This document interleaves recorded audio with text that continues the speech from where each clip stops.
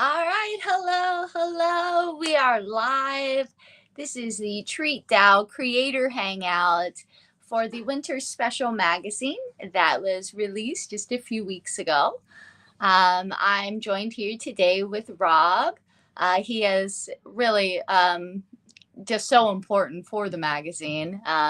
He does the writing, and what would you say your role is in the magazine?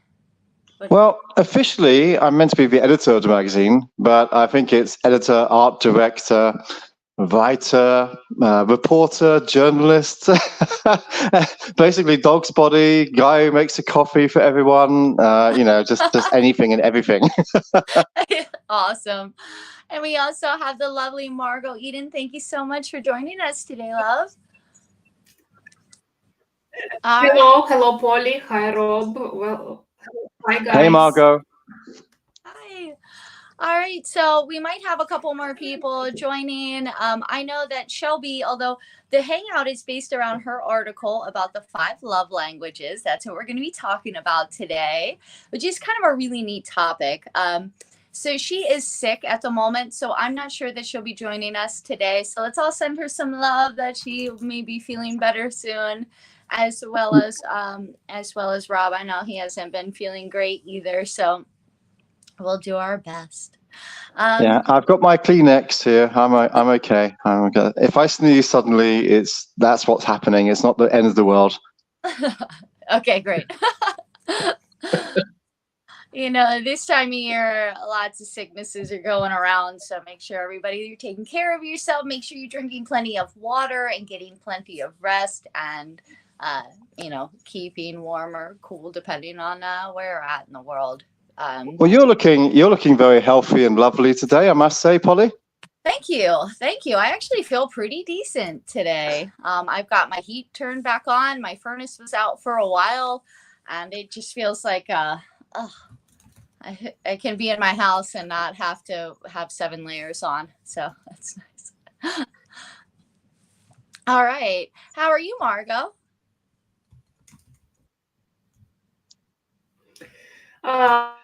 Thank you. I'm pretty well. I'm live streaming at the moment on Front Fence, if you don't mind. I have Johnny asking what I'm listening. So I shared with him. I hope the information is not confidential, right? Today it's about the magazine.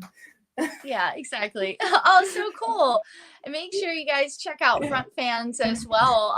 It's a great platform for content with live streaming. It's a really awesome site. So if you haven't checked out Front Fans yet, make sure you give it a look. Yes. And if you're on Front Fans, make sure you tip the lovely creators that are showing up on the streams and putting their content out there. Yes, right. And thank you for featuring me in TreatDao. And I really was amazed by the amount of great work that you put into the magazine. And when I saw my pictures on these pages, I was almost crying.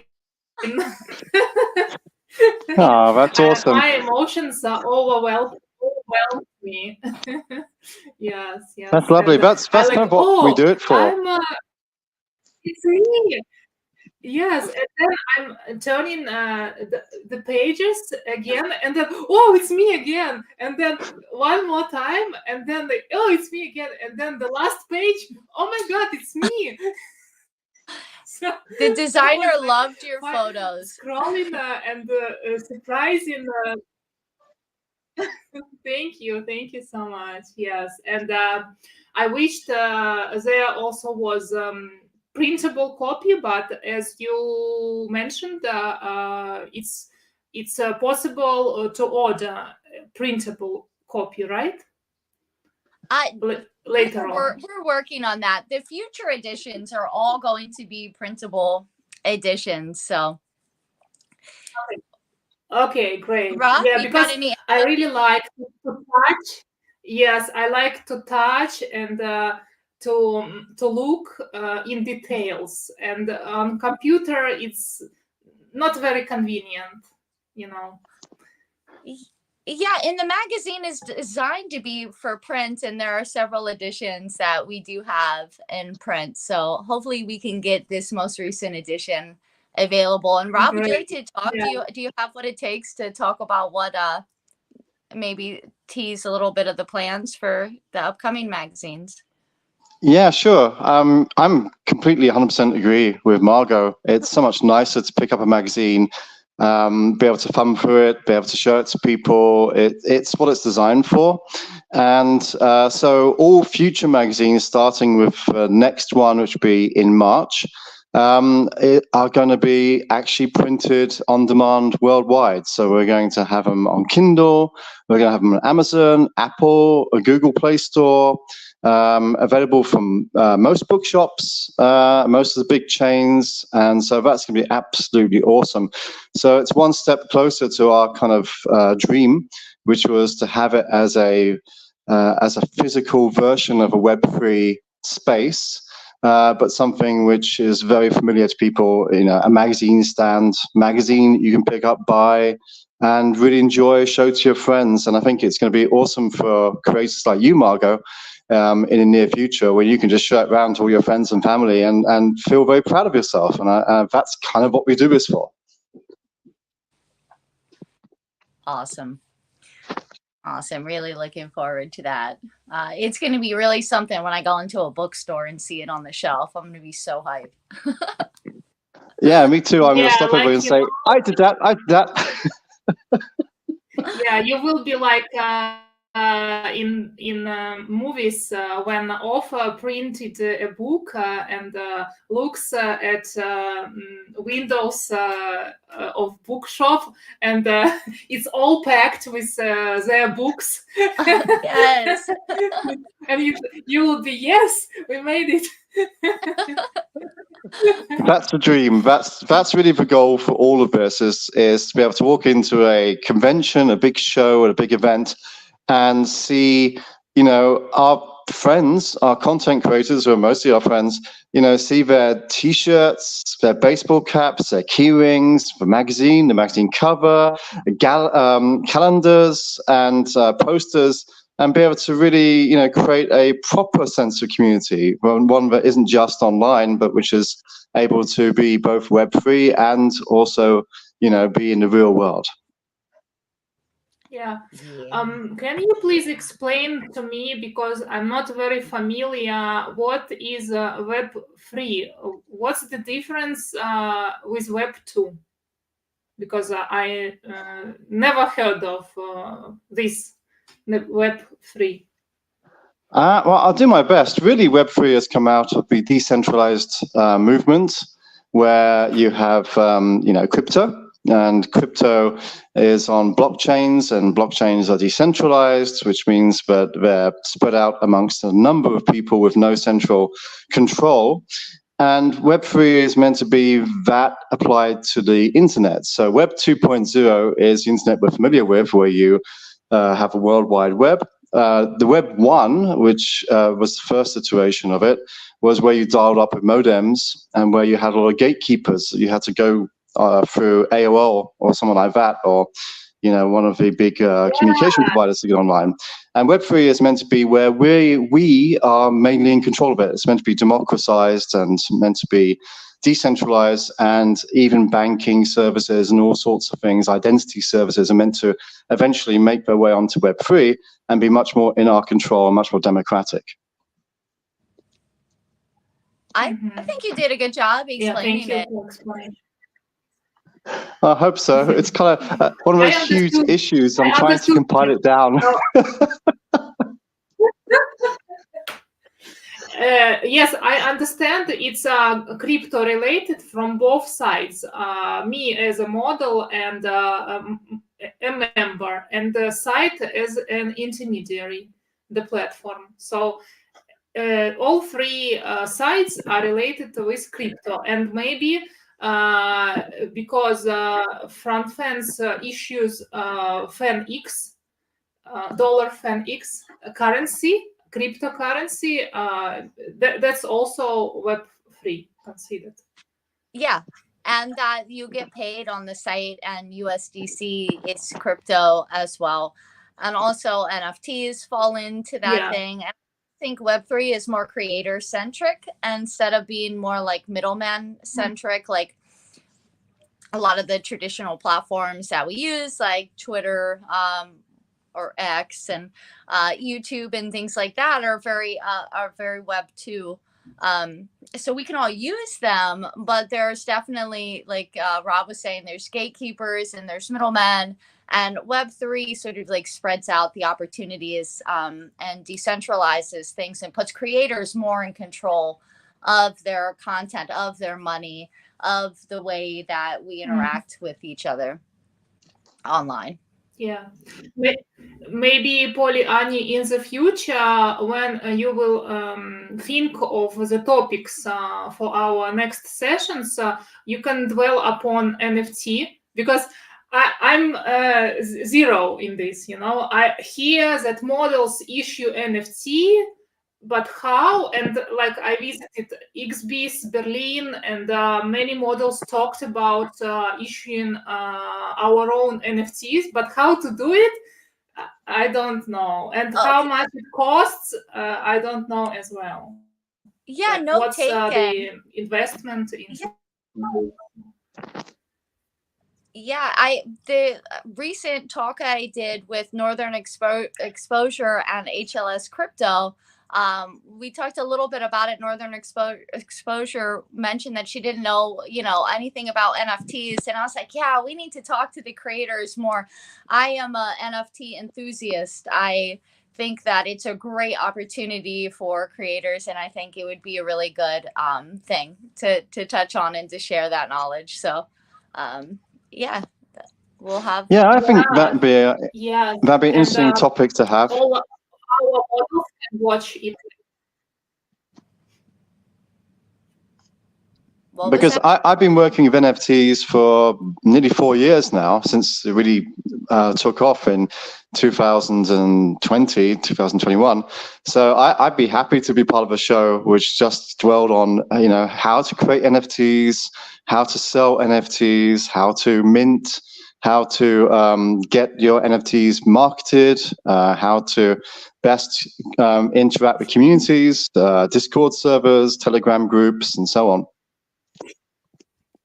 Perfect. Yeah. Perfect. Maybe you mentioned it in your previous magazines? Yes, many times. I think every magazine we talk in the editorials about NFTs. I should read the archive then. Which there was one where it was the summer edition, I think. And there was like the do's and don'ts of NFTs in the bear market. I think it was the summer edition, right, Rob? Yeah, I think so. I can never remember. I mean, I've written 15 of these magazines now, so my brain is mush. All right, well, we'll pull through the archives and find that. But I do know it was recently, like in the last year, that you did some pretty extensive articles about them. So. Yeah, it's always fun to write about NFTs because it's something that's still very esoteric, and people who understand it really get it, and people who don't yet know think of it as a scam or a rug pull, or they think of it as being something that's like trading cards, or that it's not for them and they'll never get used to it. But it's actually for everybody. Anybody who's an artist or a creator, or who has OnlyFans, or who has people who follow them, I think NFTs are a perfect vehicle for them to do a lot more. Yeah, I completely agree. I feel like NFTs is just like an umbrella term that covers like basically digital items that, are backed by a smart contract or that are on the blockchain. And it can be, a scam or a rug pull, or it can be just additional way to sell your content. But we're not going to go too deep into that right now. I could talk about NFTs all day long, but what we're here to talk about is the 5 love languages. So I'm going to start by reading. I'm going to read the article written by Shelby Paris. She contributed this article for the Winter Special magazine. We're going to have a little read aloud for a second, and then we're going to talk about, our personal experiences with the love languages. I'd love to hear, your experiences with them. So, all right, the 5 love languages. Most people think Web3 guys live in their little hidey holes, single and alone, because all they do is troll. But even trolls have girlfriends or partners, right? Maybe not. But this article is for those who want to impress their significant other or special someone and do it in a sexy way that will make your partner's panties fly off. Now, there's an incentive to read on. Love in itself is a universal language. We all know how to love. Yet, simple as it seems, it can be so complicated at the same time. As a relationship and sex coach, as well as a sex worker, I try to guide others on how to communicate and establish needs, boundaries, and have a fun, sexy time while doing it. Love can send us on a rocket to cloud 9 or drop us right into the abyss of a huge tub of ice cream with only a spoon and a prayer to get us out. Gary Chapman has a book on the 5 love languages and how mastering them can be a game changer for your relationship. Love in relationships can be scary to navigate. I'm sure you have heard of love languages. It is probably one of the most popular thing your partner nags you about. Yes, I'm slightly giggling at this, as I am that nagging partner. Let's get started. Number 1, words of affirmation. This one is self-explanatory.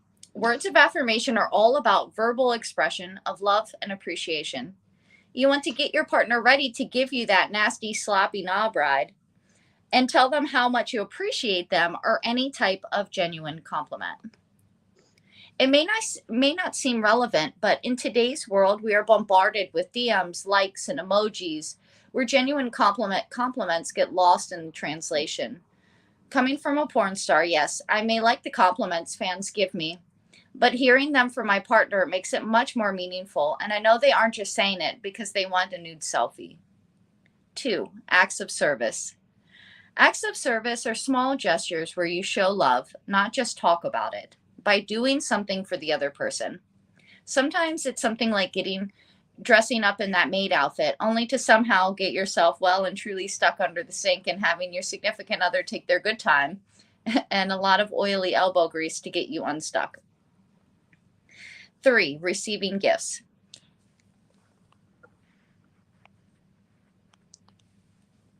So I had to add raw back. Receiving gifts. Gifts aren't just for Christmas. It's also about splurging on expensive trinkets or the latest new NFT. It's the thought and effort behind them that truly counts. With Amazon Prime and one-click shopping, the art of gift giving has taken on a whole new dimension. But it's less about the price tag. Know the value, not the price, and more about the thought behind the gift. Give your partner a new lingerie set they've had their eyes on, or maybe create them a Christmas card, or get creative by turning yourself or favorite memory into a cool new NFT. 4, quality time. Social media and phones constantly distract us from what is happening around us. Instead of scrolling through the endless pages of crypto news, updates, and the latest videos on YouTube or TikTok or pages of sexy NFTs, try being genuinely present, both mentally and physically. This will give you the right opportunity for some quality time that your partner wants. Cuddle, talk, make your news for yourself. Don't just Netflix and chill, Disney Plus and thrust. Physical touch. It isn't just about being in the bedroom, but giving your partner a comforting hug or a reassuring squeeze of the hand. Since we are in the era of FaceTime calls and long-distance relationships, the value of a genuine embrace can't be understated. If you're in the bedroom, instead of her just giving you a quickie slop top, DJ play on her button, wait, not literally play DJ.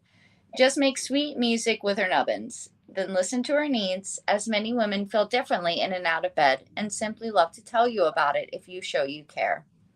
Relationships are tough and they're messy and unpredictable. Mastering love languages is more about understanding, adapting, and evolving with your partner.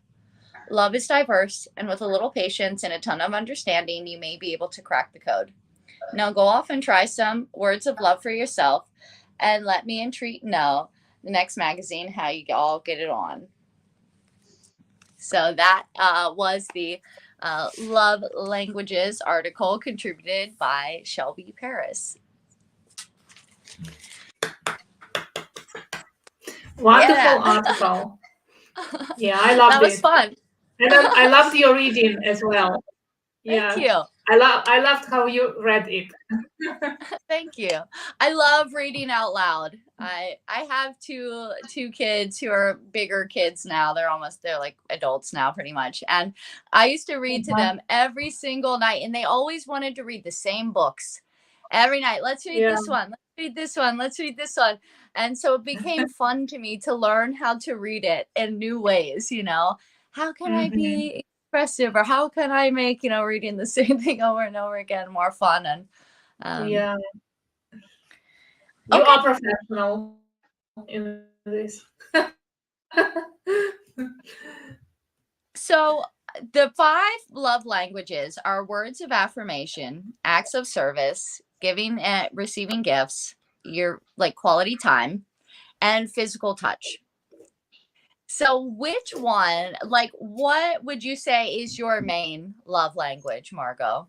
How do you like to receive love, like out of those 5 things? Well, words of affirmation, I think it's only about love to ourselves. So it's how we express love to ourselves. It's like, I'm beautiful, I'm clever, I'm so. Yes, like you state this. Of course, for me, physical touch is very important because it's the warmth. We are human beings, and we experience emotions, and we show our emotions through touch, through kiss, I mean, all these physical things, and it's really difficult to keep a relationship on distance. Many couples split after some time, especially if it's a long time, like 1 year or so. It's because they lack touch. They are not physically present next to each other, and in my opinion, it's very important for men and for women as well. Yes. Hi, Hey, welcome, Brittany. Hey, Brittany. Hi. Awesome for you to join us. I'm glad that you made it. Yeah. How are you today? I'm doing good. How about? Doing good. We were just talking about the 5 love languages. I just read the article from Shelby. Margot was giving some of her feedback about, you know, which ones, you know, how she, I guess, feels and connects with those. And Nice. And second, in my opinion, important is, as it was said, not only Netflix and chill, but to speak to each other, to express our emotions. Sometimes we keep them in our inner self because we think that another person understands us without words. But this may not be the case, or they can misinterpret it. Yes, and that's why it's very important to speak out loud what we think, how we feel, what we want, especially what we want. I think we're finding don't read women's mind. Well, as the only man, should always tell them. well, as the only man in the group today, I'm going to say that you're absolutely right. It's really important for people to understand that affirmation goes both ways. That an affirmation in a relationship isn't just what I say is right or what you say is right. It's an understanding that there are bigger forces than even the both of you, that how you interact with people, society, the internet, others, is just as important as how you work with each other. And if you work as a team together and you respect other people and you allow other opinions into your relationship, then you can affirm each other in a mutual way, which is actually very empowering.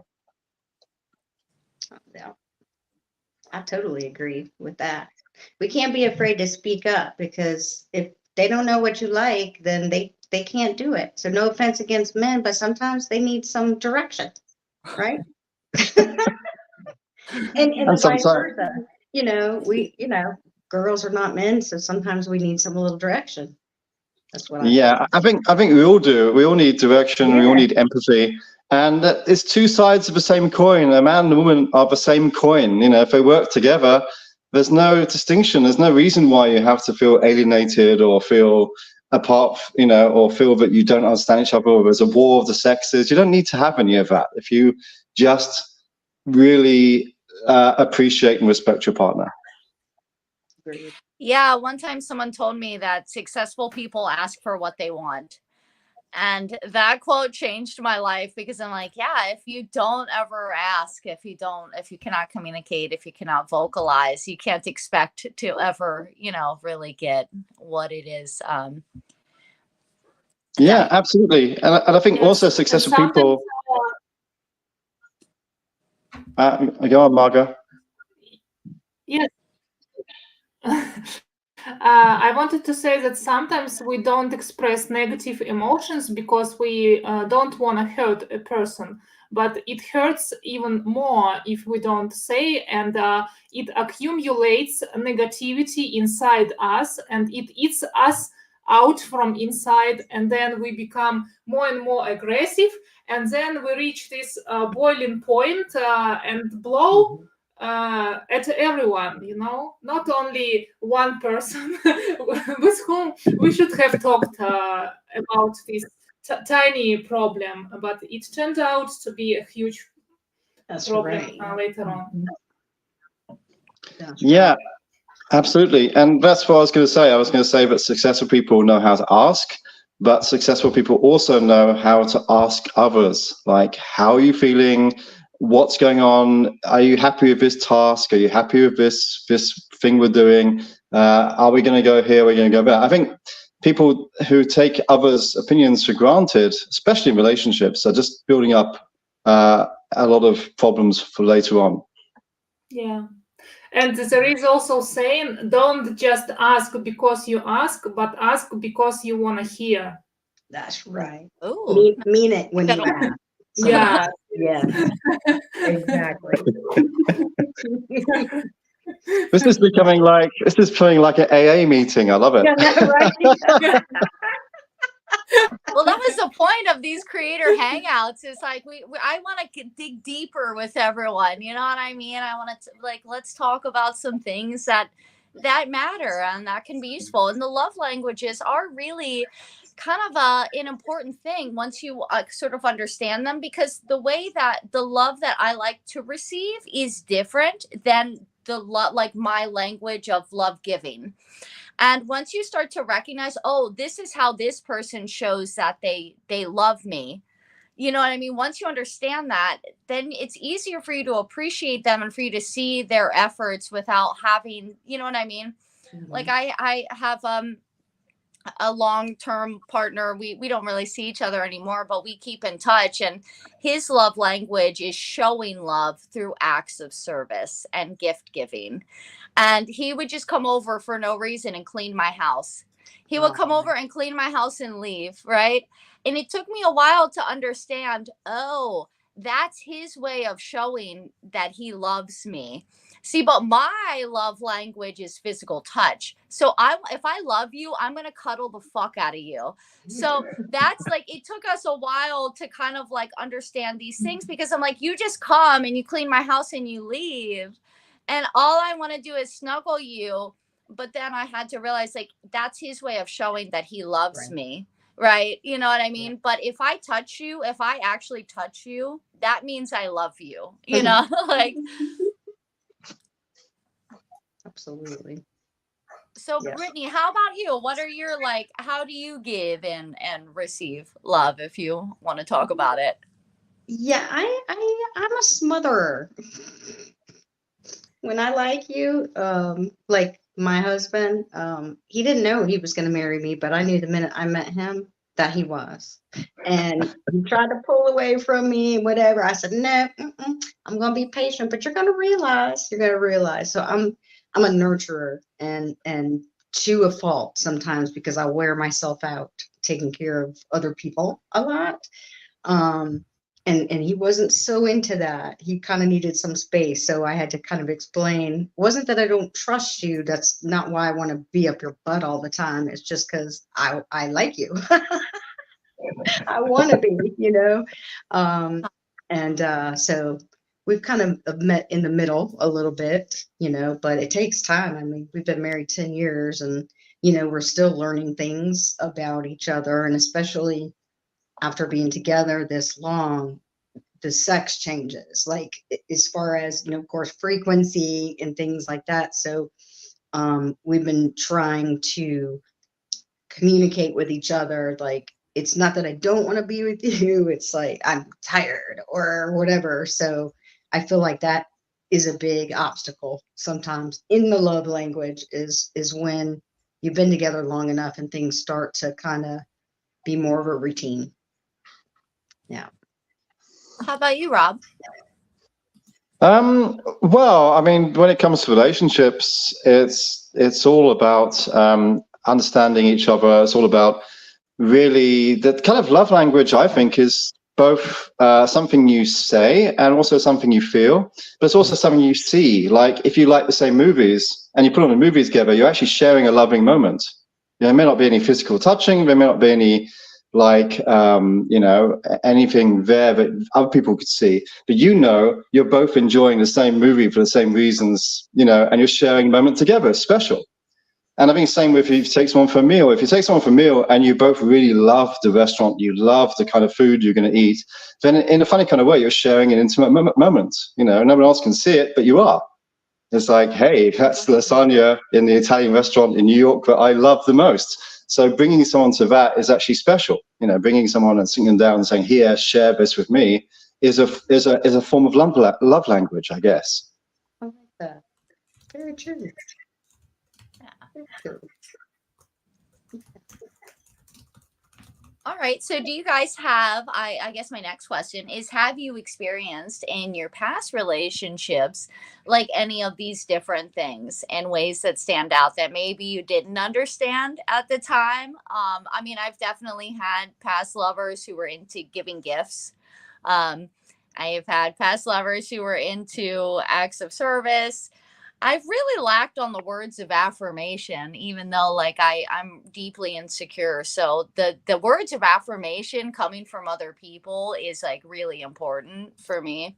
But not one that I see very often. I tend to attract people who don't communicate well. And then touching. So like, can you start to notice like some of these things in like your past lovers or your current lovers now that we're talking about them? Margot, you got anything?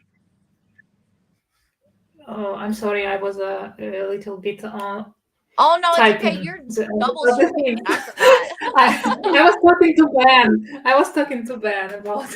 You're good. About something. How about you, Brittany? I'll pass it to you. I think that I think the older I get, and then this is my third marriage, so go ahead and put that out there. I have learned something from each of my previous marriages. And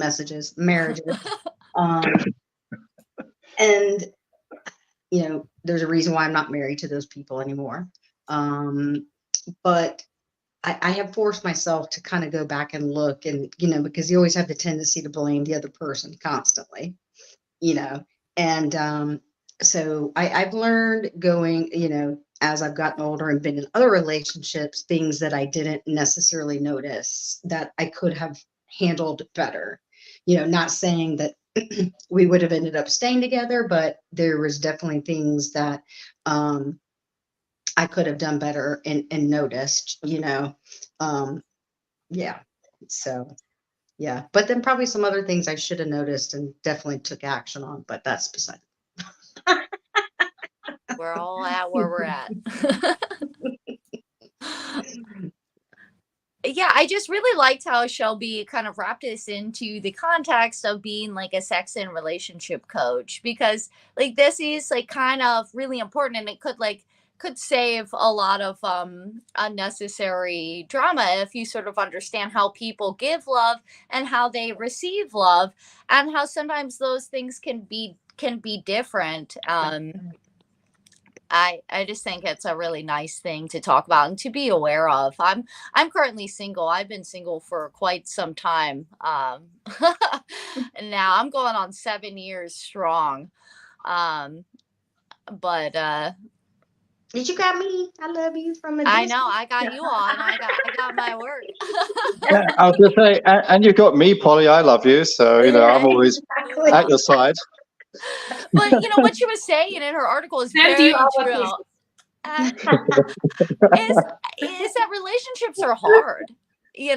Relationships are really hard, and they're sticky and complicated sometimes, and it can either be really really good or really really bad. And yeah, so I guess I just kind of like Yeah. put a whole like stop to it for a while so I could just focus on work and myself and everything. But in the meantime, I've been learning about things like this, love languages, so that when I'm ready to open myself up again to that kind of thing, it could be with a little bit of a greater understanding, and hopefully with a partner who's willing to communicate about these things and explore these things, because without communication, Exactly, yeah. there's really nothing. Like you That's cannot right. have any of like really good connection with anyone, in any context, if there's not good communication. And That's I right. myself am a people pleaser, so I'm that person that won't say what I want to say because I'm afraid it's going to hurt your feelings. Mm.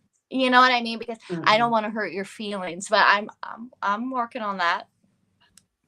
Yeah, and for me it was also the same. Like I was deep, deep in love, and then situation happened that I had to unlove the person, and it hurt so much when you need to kill your love inside, this feeling, and turn it into opposite one, Yeah.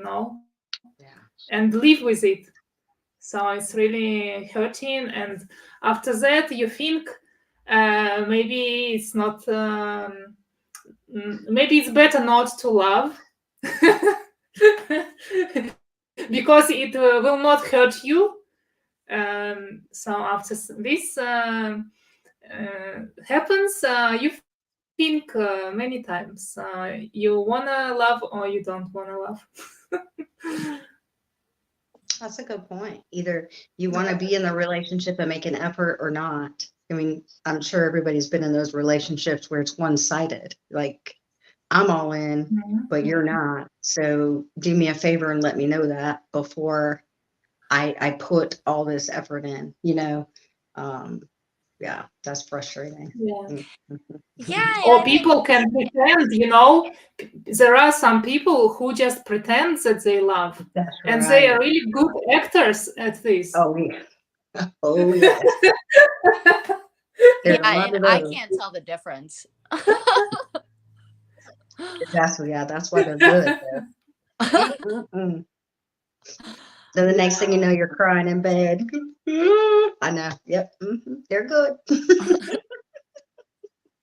So now, knowing the love languages and stuff, and Valentine's Day is coming up.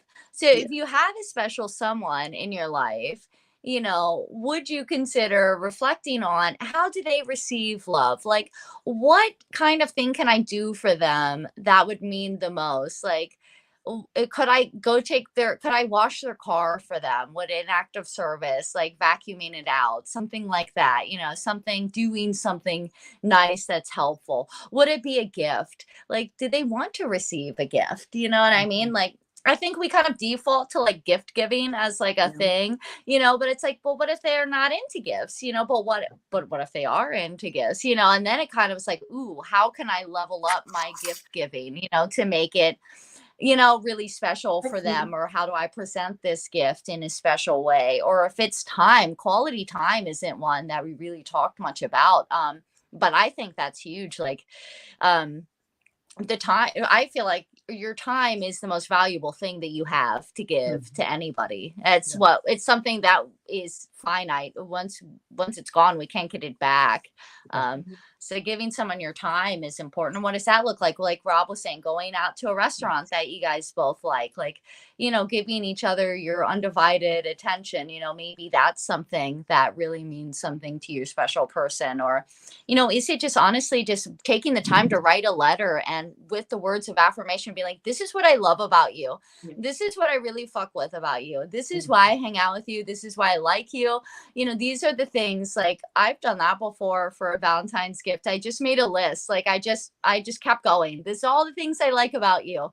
This all like all the reasons why I fuck with you. And it ended up being a really cool gift. And I'm like, that was that was probably pretty cool. Hopefully that, made them feel good. So Absolutely. I feel like the Shelby's article really kind of like translates well with like the winter season of gift giving and Christmas and the winter holidays where we give gifts, and also Valentine's Day, which is coming up soon as well, which is also about showing love and sharing love and things like that. Yeah, I did 1 year for my husband. I went online and made one of those books that you can make. So it was like, I love you for this, and it ended up being about 30 pages, and I mean, he still keeps it out, and it didn't cost a lot of money, but like you were saying, it's time. Being able to give time is, to me, anybody can go and order some flowers or buy some candy, but everybody's so busy right now, with life and everything. Just some undivided attention is what I try to do, because I'm not good at that. I'm always multitasking. So I try to take that time and carve it out with no distractions, and this is our night type thing. Yeah, for sure. Well, I can tell you guys about a Valentine's experience that stuck with me, and that was it's very important to give emotions.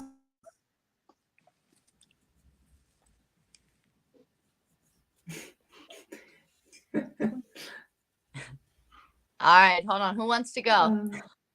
I think Margot should go first, because Okay. mine's a story. Yeah, we always talk together with Rob. So I Like mine. said, yeah, it's always important to give emotions, especially if you know a person well and you choose the right emotion, like, I don't know, flying in air tube, or going to a restaurant where there is darkness, like dinner at darkness, for example.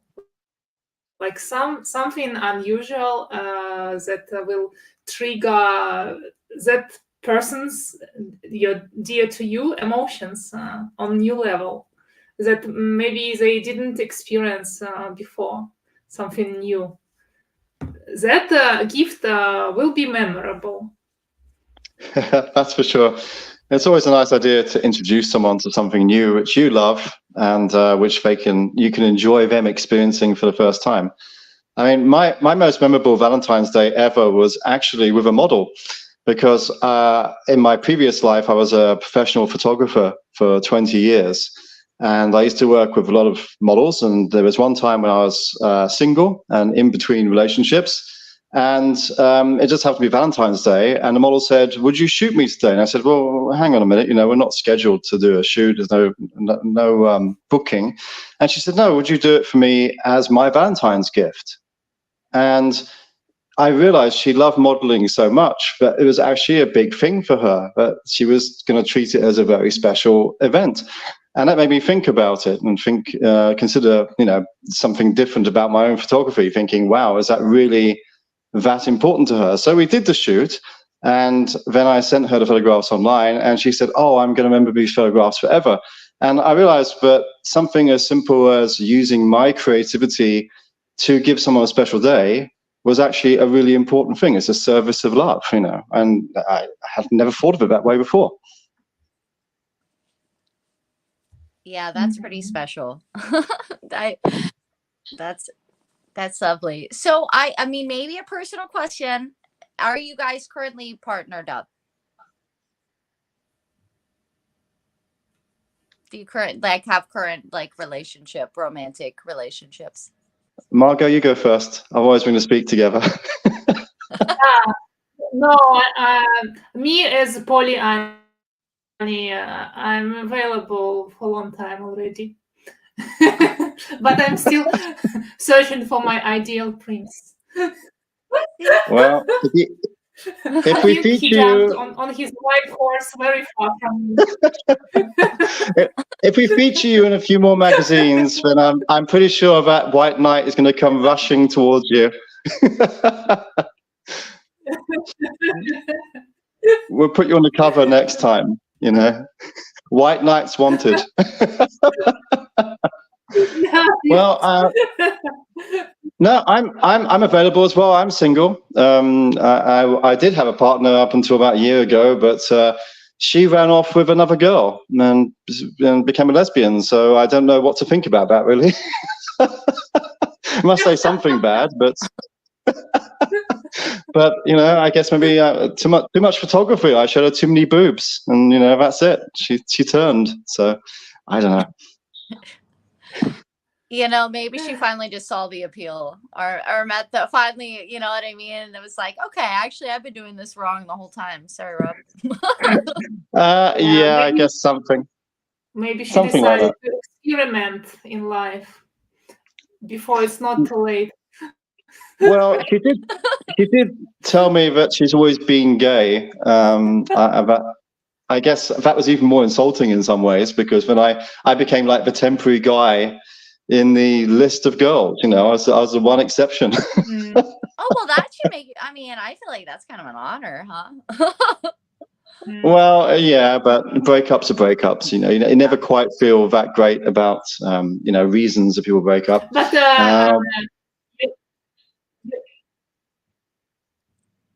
you can always write in your CV, I dated a lesbian. That's true. That's true. My love CV has got a new entry. Yes, it's.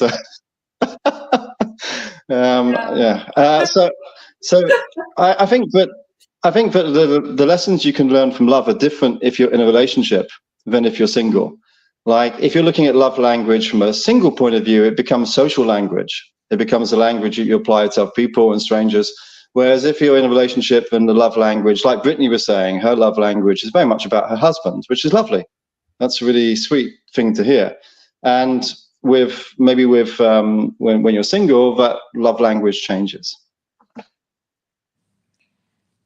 Yeah, I don't know. I mean, I feel like in the being of single, I've had a lot more time to reflect on, I guess, and to do that like daydreaming, like Margot was saying, of my prince coming in on the white horse and what that would actually look like. And it's almost been like the longer that it's been, the more developed my, you know what I mean, my vision has become. And so my standards now are like really high.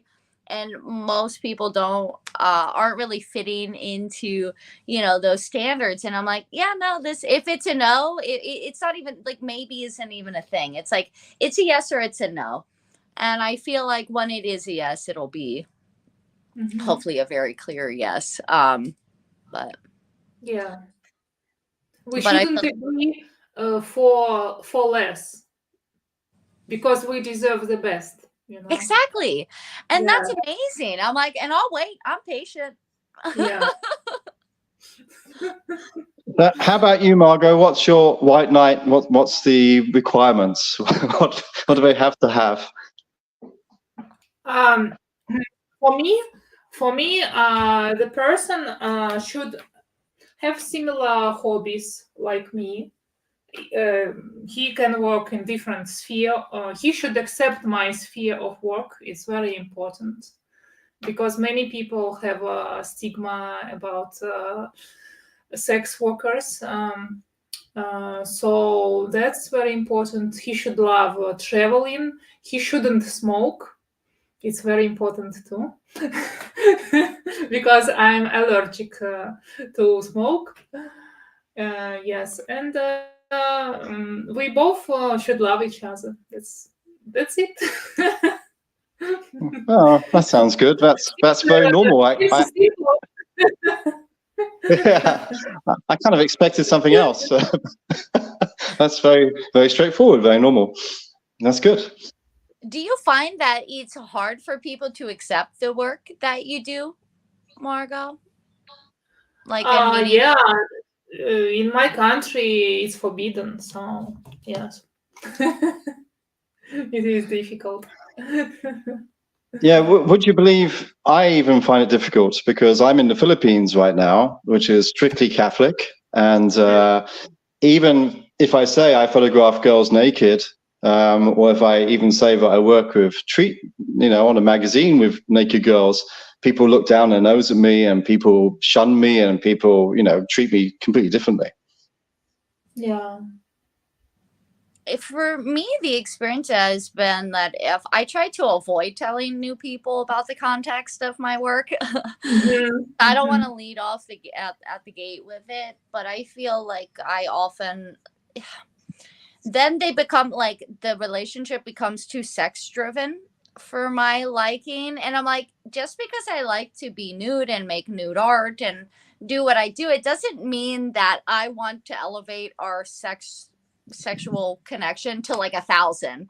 And so that's why that's the problem I seem to have, is that where I'm at, it's accepted, it's okay to do what I do, but then it paints like this completely different picture where they want me to be like their porn star or something like that, you know what I mean? Or of like I'm some kind of sex fiend, and it's just like, but I just have I would say I have an average sex drive, actually, you know what I mean?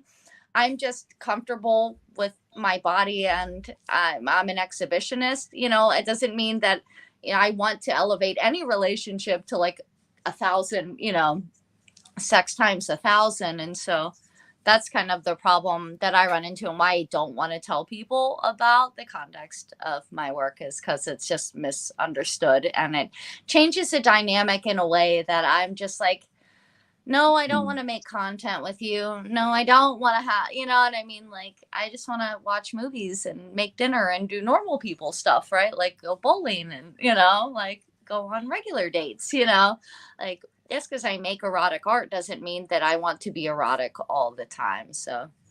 Yeah, it's hard for people to understand, because even I get that from girls.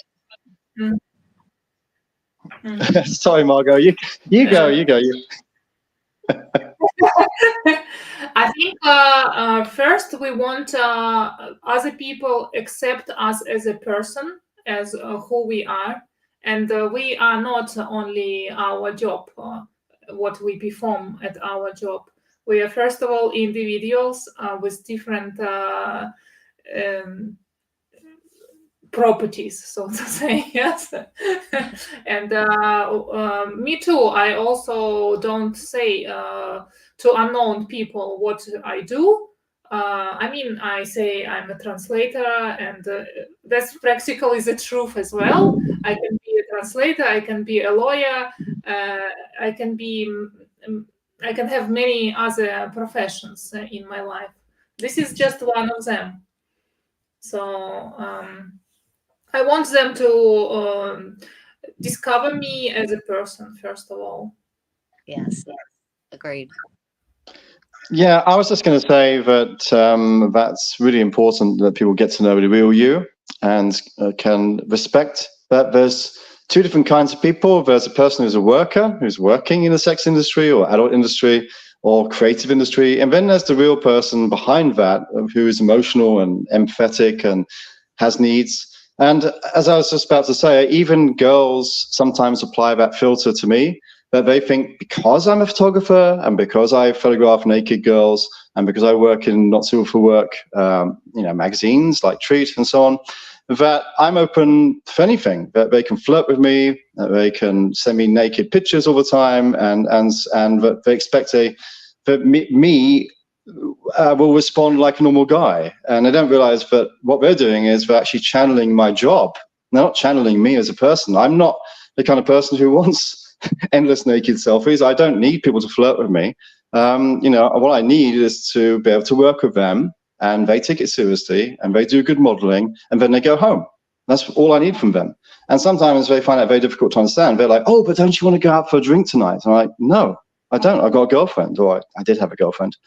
No, I don't want to hang out with you. I don't want to do drugs with you or whatever it is that you're into.